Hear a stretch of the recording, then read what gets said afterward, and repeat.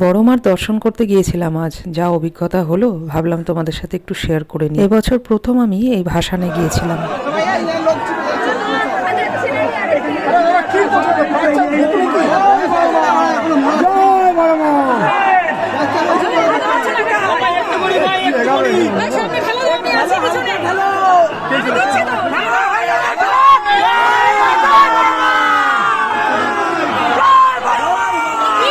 প্রচুর লোকজন জানো তো, আর এত ঠেলাঠেলি করে গেছি, মানে কি আর বলবো, লোকজনের ঠেলাঠেলিতে মানে পড়ে যাই অবস্থা। তবুও যাই হোক, এটুকুই সার্থক যে বড় মায়ের মুখটা দেখতে পেরেছি।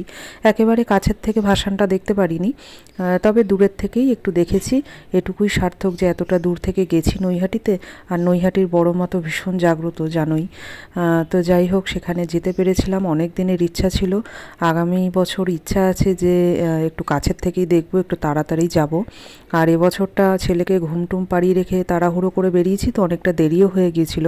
সেই জন্যই আর কি বেশি ঠেলাঠেলির মুখে পড়ে গেছিলাম। আর রাস্তাগুলো প্রায় বন্ধ ছিল, মানে কোথা থেকে যে যাব গিয়ে দেখতে পারবো বুঝতে পারছি না। একটা রাস্তা দিয়ে যাচ্ছি তো এটা বন্ধ, আর একটা রাস্তা দিয়ে যাচ্ছি ওটা বন্ধ। দেখতে যে পেরেছি এটাই অনেক। তো চলো বন্ধুরা, আজকের মতো টাটা।